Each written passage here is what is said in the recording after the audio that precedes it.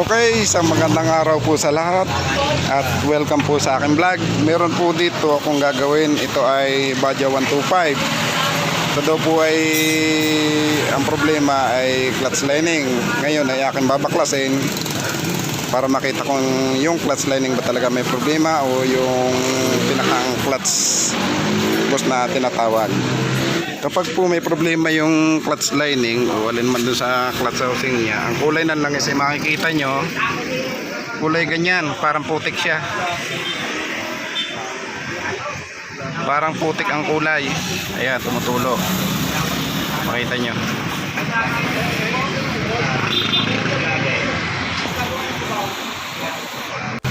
Patanggal nitong crankcase cover na ito.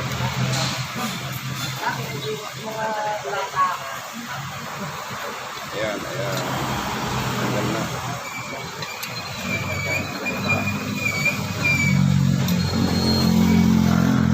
Slide washer para sa kicker niya. Ayan.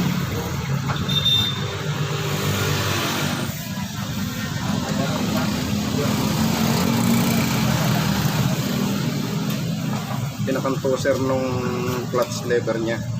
Yung nakakabit dito. Ito naman ay clutch housing bearing. Ay, may pambar ka, bakit na tayo ka na lahat? Grabe, nilang kahapon, pinalitan ka kita.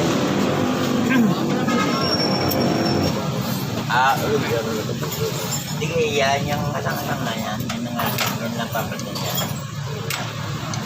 Kasang-kasang na yan. Di kaya Gamit yan itong tools na numero 10 para maluwagan itong tornilyo ng ano niya.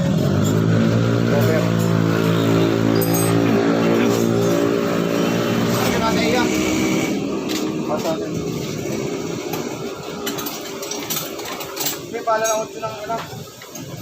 Yan.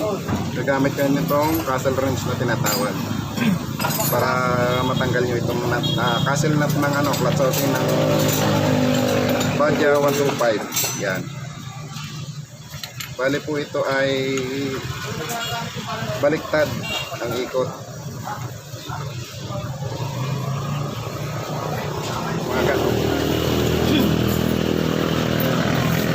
Makikita nyo po na itong power tools natin ay may dalawang klase ng ikot. Isang ikot na pahigpit. Kaya kita nyo yung ikot. Nakita ba? Mucho. Wala dito. At may isang ikot naman po ito para sa pagkalas. Yan. Yan, kung makita nyo. Bali ito po ang pakalas nito ay paluwag. Pahigpit siya. Yan.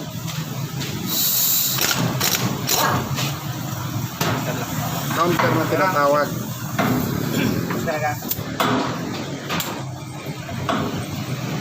Itong pinakang castle nut niya. Ayan.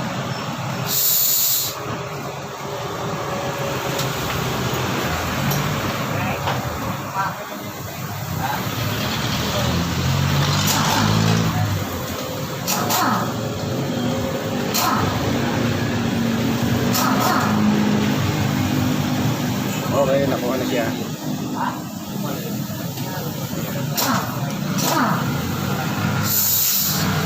Meron po ito sa loob na slide washer para dun sa lock ng castle nut na tinanggal natin. Ayan.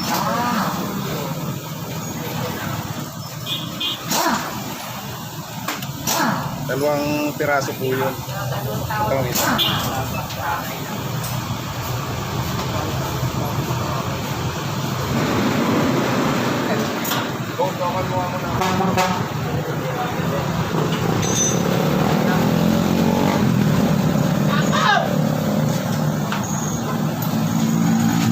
Yan, pakikita ko sa inyo kung alin yung nagka-problema dito sa clutch housing niya.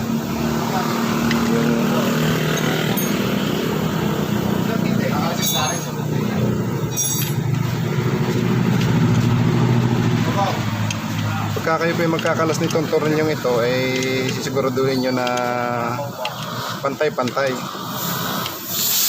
dahil na titibag ito, nabitak. Kailangan na halos ay sabay-sabay yung pagluwag ninyo. Magaling yung katulad mo na ang alam mo yun ay kumigil sa kanila. Mas maganda po yung gano'n.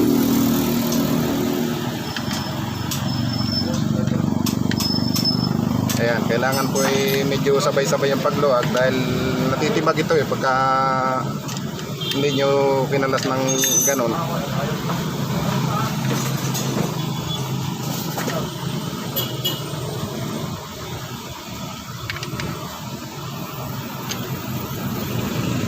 Mainit pa tatay. Nangangagat pa. Kaya hindi ko malamas eh. Dandaan.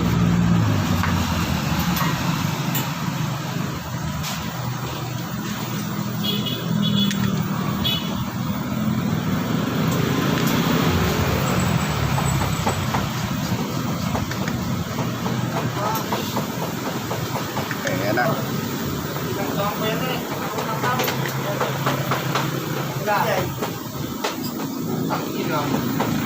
Ka sapatos! Sanay ka sa puta! Gusto nga yapak pa! Okay na.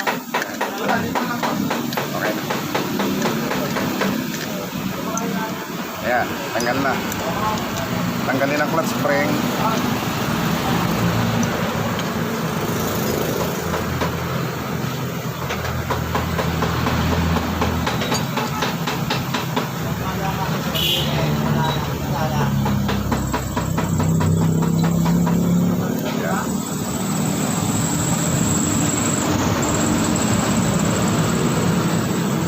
Makikita po dito na yung pinakang pressure plate niya ay ayos, walang tama. Ayan, makapal pa, hindi siya napudpud. Maliwanag na may problema dito ay itong clutch lining niya. Ayan, nasusunog po yan. Pag yan ay sunog na ay dumudulas na yung andar niya, hindi na siya kumakapit ng ayos. Ganun po. Ayan.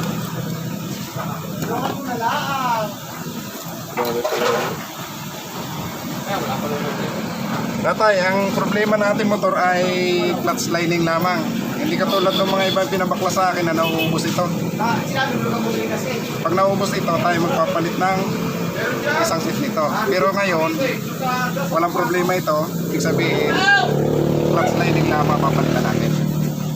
Papalit tayo ng clutch lining, langis, saka yung oil filter niya. Bali yung lamang po tantong piraso ngayon.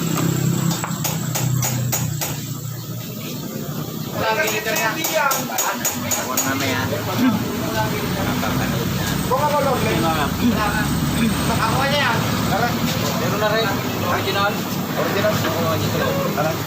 Adnan, nakakontrata lang. Opo.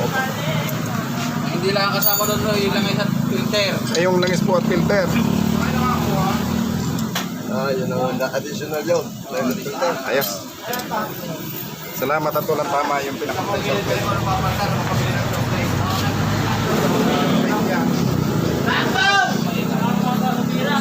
Kumpay!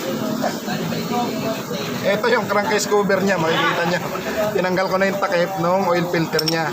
Isa na rin po yung sa papalitan dito. Makikita nyo. Yan. Ilagay na oil filter, yung takip niya, may tatlong tornilyo. Yan.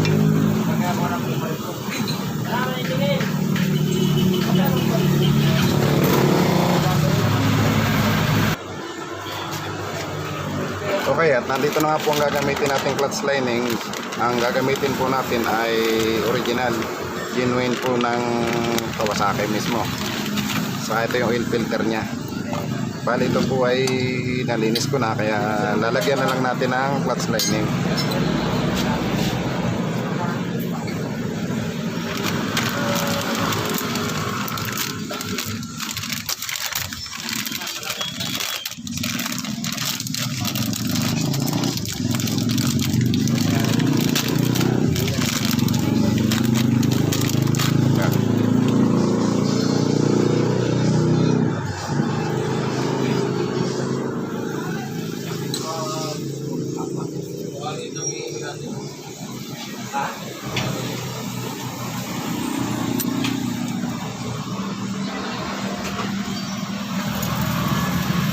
Bali ito po ay salitan ng paglalagay nito.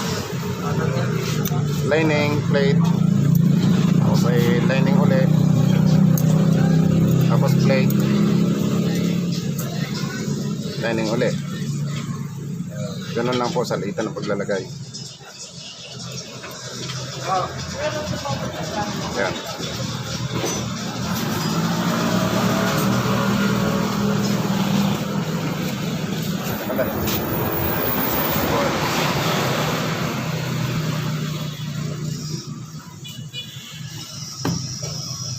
Yan. Bago nyo po ito itaklob, makikita nyo may marker siya dyan, oh, yung bilog. Yan.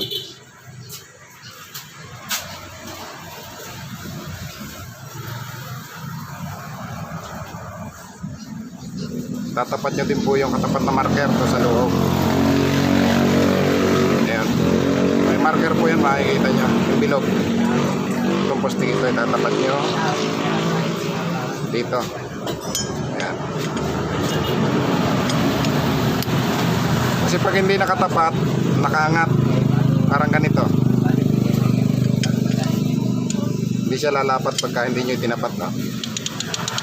Kailangan nakatapat yun para lumapat.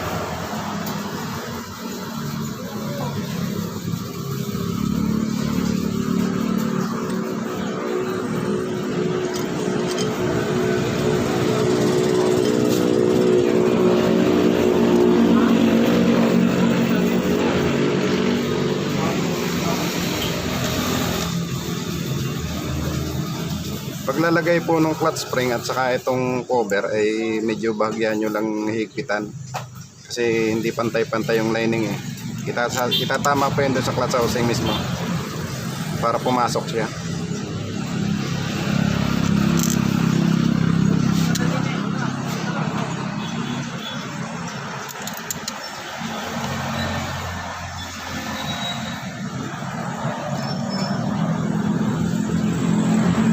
Bagya lang po na higpit para magagalaw nyo yung clutch lining.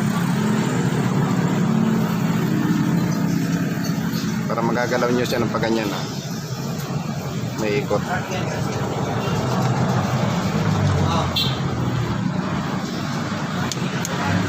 Lagi nyo tatandaan na ito ay may slide washer sa likod. Ito yun. Ayan.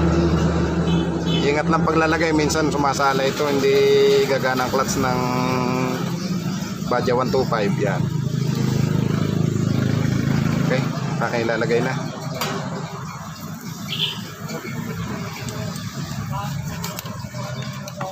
Lagay ko muna itong filter nya.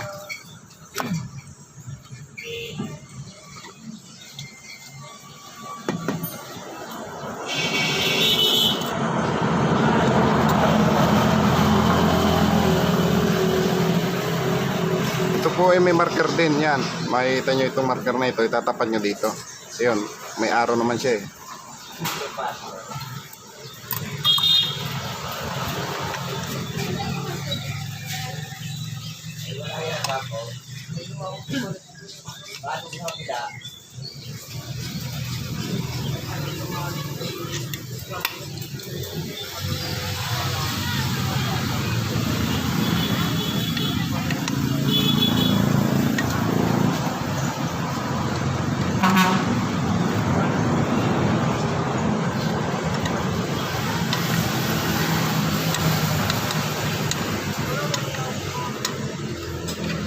Isang taon nag-aaral ba?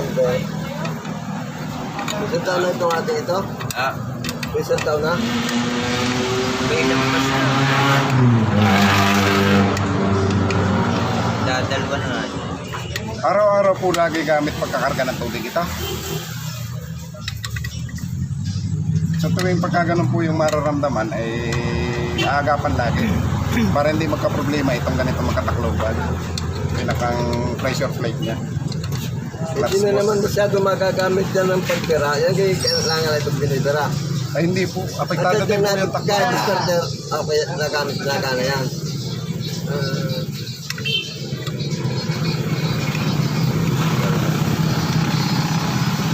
kasama na rin po yung pwersa ng makina niya. Ito din po ang nagdadala. Yan din. Yung lakas para makapagdala ng madaming karga.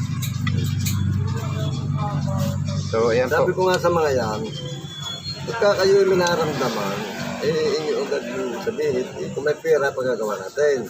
Para hindi dumami, lumaki yung Kasi gastos. sabi ko sa kanila, Maganda pagka ganyan na agapan. sa may nararamdaman, sabihin sa pag may pera, pagkagawa, pag wala, i-instack mo na, na huwag na makasira. So, ayan po, ikakabit ko na. Ito sa mga may-gari. Pagbubuo, pagkakabit, pwede nyo naman ilagay na agad ito. Ayan. Para hindi nyo makalimutan.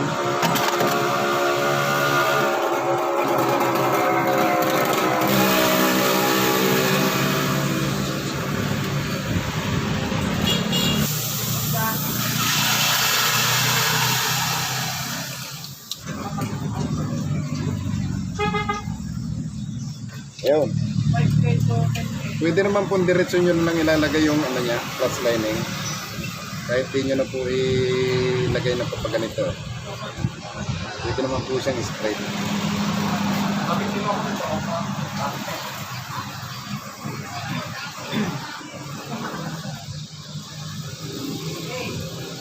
Ayan. Isa pala niya nakalimutan doon. Slide washer po ito ang tawag dito. Saka ito ay lock washer naman para to sa castle lock niya. Unahin yung slide washer.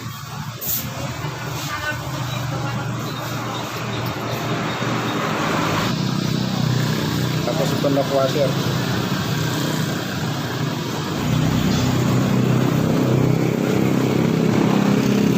Saan nyo lalagay itong castle nut?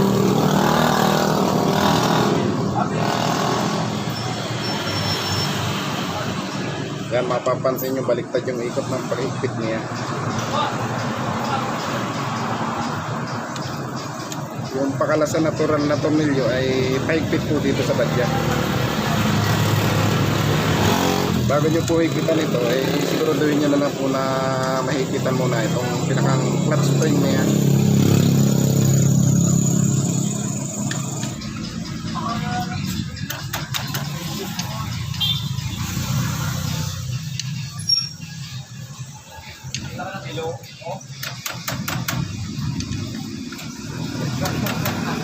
Yan, higpit na. Saka nyo higpitan yung gitna. Nakakasil na niya.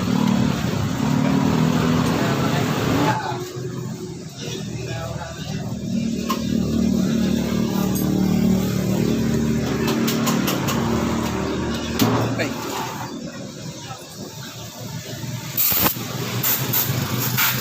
Tulad ko lang nasabi ko, pakalas yung paligpit nito.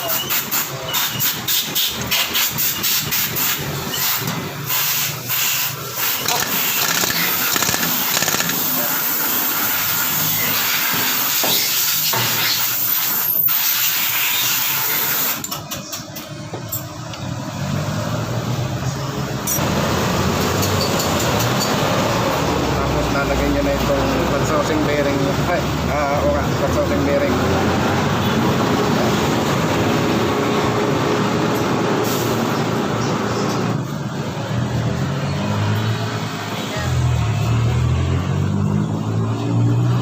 Ating tatakpanan.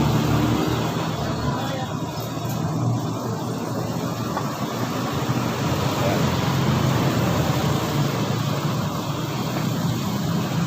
Bali, ganyan lang po yung pagkakalas, pagkakabit. Pagkakalas sa clutch housing, sa crankcase, at pagkakabit ng line. Pati pagkakabit na rin yung crankcase cover niya.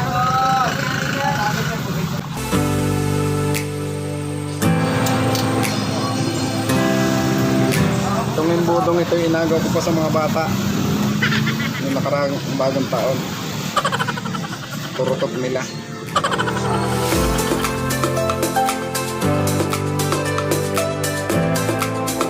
Okay na po. Okay, at yan nga po ay tapos na.